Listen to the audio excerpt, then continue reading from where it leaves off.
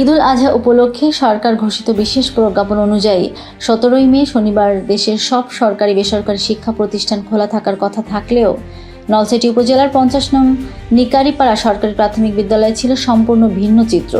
সকাল 11টায় বিদ্যালয়ের মূল ফটকে তালা ঝুলতে দেখা যায়। শিক্ষার্থী কিংবা শিক্ষক কারোরই উপস্থিতি ছিল না।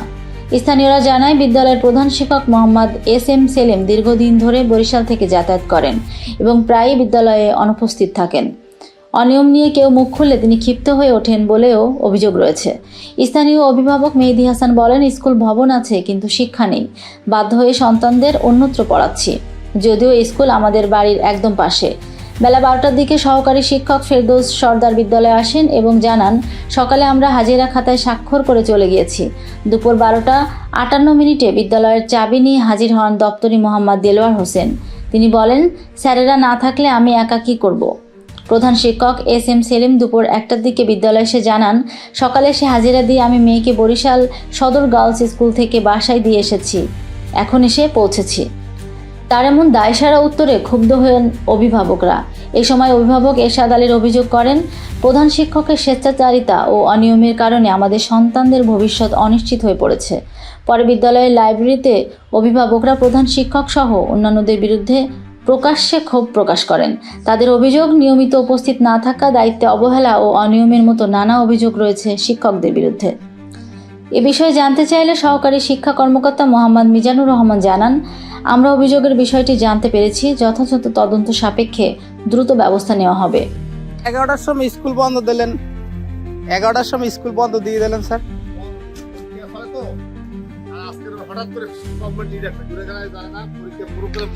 আপনি বরিশালই চলে গেছিলেন? কাছাকাছি। এইটা কি স্যার, এটা কি নিয়ম স্যার?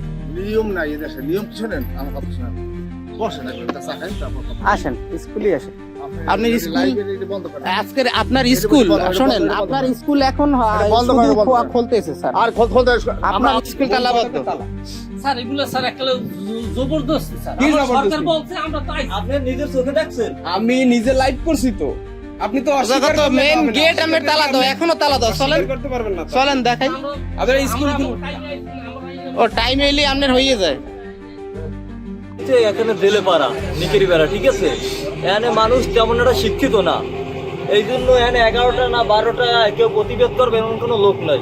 যদি প্রতিবাদ করে হেগো পরে আলটিমেটাম নেওয়া হয়, সরাসরি কথা। এখানে হেডমাস্টারের কোনো গুরুত্ব দেয় না, কেউ 10 টাকা কেউ 11 টাকা। এটা হচ্ছে গরু ছাগল পালাটাই উত্তম। বর্তমানে গরু ছাগল পাললে এটা ভালো হয়। স্কুলটার নাম কি? এটা হচ্ছে কিশোরগঞ্জ নিকেরি পাড়া সরকারি প্রাথমিক বিদ্যালয়। 50 না। হ্যাঁ 50 এখানে শিক্ষকরা কি হেডমাস্টার সঠিক টাইমে আসে? হেডমাস্টার সঠিক টাইমে আসে বলতে 11টা 12টা এই ঘুরে দিয়ে দেয়, এত কোনো কাম নেই। এখন বর্তমান যে পরিস্থিতি, এখানে পোলাপান তো পড়াইবে না, এটা আমার উচিত সরকার এটা তালাবদ্ধ করে দেওয়া উচিত। আমাদের যে বিধি মোতাবেক ব্যবস্থা, এটা আমরা নিয়ে আপনারা এই বিষয়ে অবগত ছিলেন না? না।